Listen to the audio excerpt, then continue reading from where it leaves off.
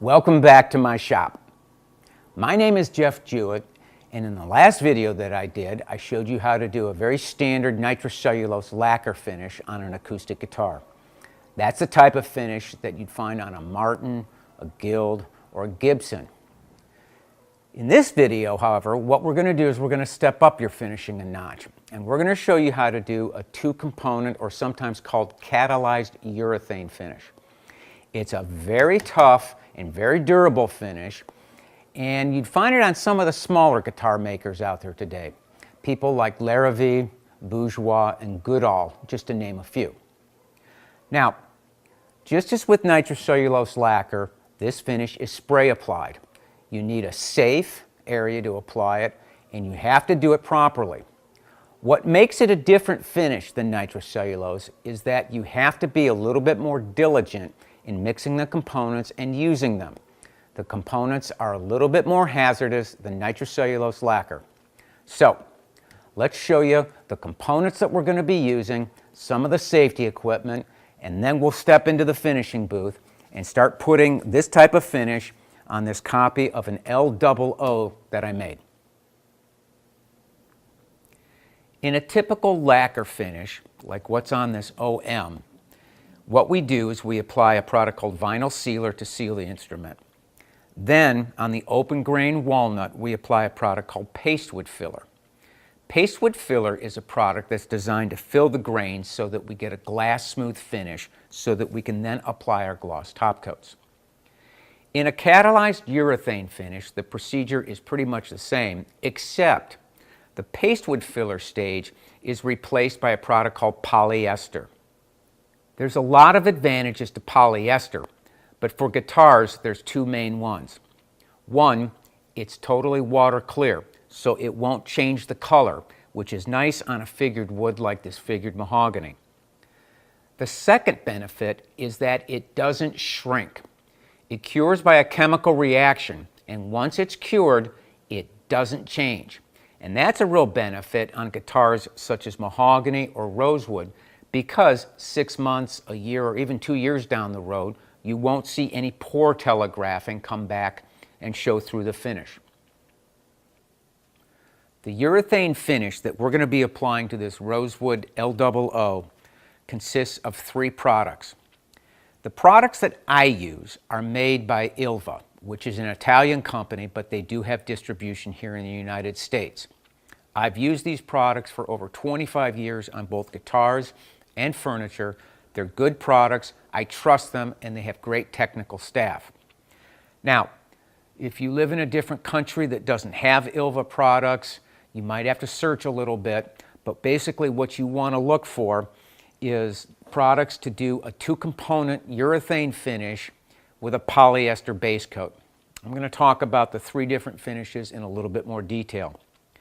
Now, one of the other things about Ilva that I like is that if you ask, they will send you out a schedule book. And we're going to be following the schedule book on page 11, which is the clear polyurethane wet look system, and it gives you all the product mixing instructions, ratios, dry times, sanding, and all that kind of stuff very conveniently on one page. The first product we're going to apply takes the place of the vinyl sealer. It's called an isolante or a barrier coat. It's 2 components that are mixed together, applied, allowed to dry. Then we'll go ahead and apply the polyester base coat.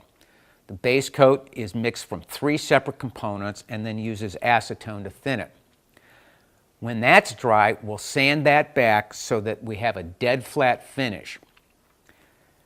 The last stage that we'll do is we'll apply the 2-component urethane top coats. There's 2 components to this, a hardener and a urethane finish, and those are mixed in equal ratios and then applied just like lacquer. The nice thing about 2-component lacquer, though, is that you don't have to wait 6, 8, 10, 12 weeks or whatever for it to cure before buffing. You can go to the buffer and the wet sanding process very quickly, usually in about 2 weeks.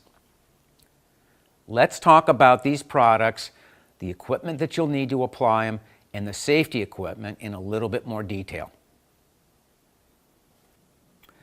The big difference between using products such as these and something like lacquer is that these products are sold in different components and they have to be mixed in specific ratios before you use them. Now, fortunately, ILVA gives you some nice instructions and guidelines for mixing. I use mixing by weight. For me, it's a lot easier. So, I use a normal kitchen scale to measure. You'll also need some clean mixing containers, something to mix with, some rags. Also, you need some solvent-resistant gloves made out of nitrile. These are a good product to use, and they're disposable. And more importantly, when you mix and, of course, use them, you need respiratory protection. A cartridge-style respirator is absolutely mandatory when mixing and when using them.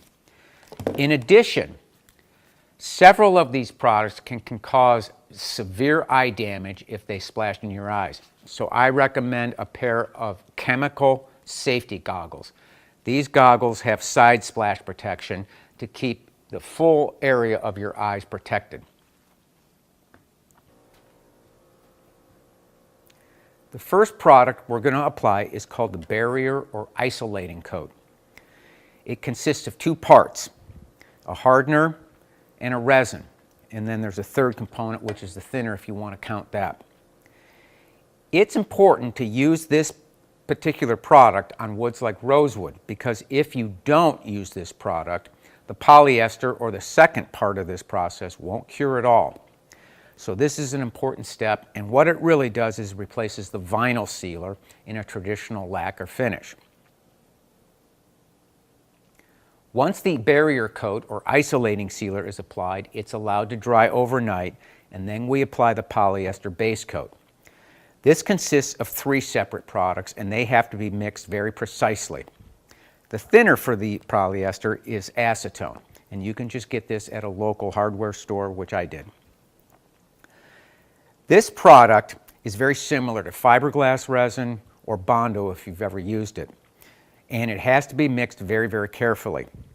The activator for it is methyl ethyl ketone peroxide, and that's a very hazardous product, so that's where you really need to wear those safety glasses when you're mixing the polyester.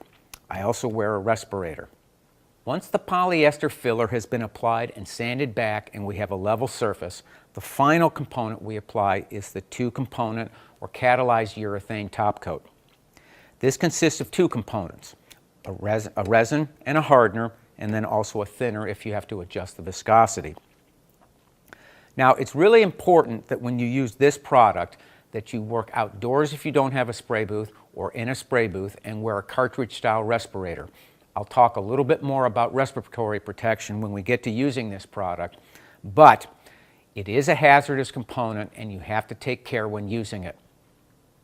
To apply these products, you can use the same equipment that you use to apply lacquer and other finishes.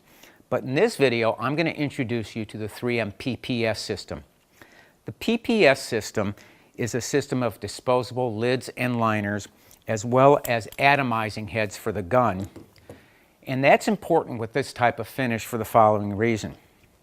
If you ever have one of these finishes like polyester cure inside your gun, you're basically going to have to throw that gun out.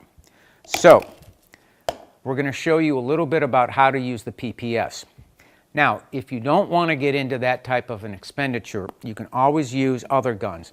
I would recommend when applying the polyester to just use a cheap gun as you can. The quality of the finish when applying the polyester base coat isn't real important because you're going to sand most of it off anyways. When it comes to applying the clear top coats though, you do want to use a good quality spray gun.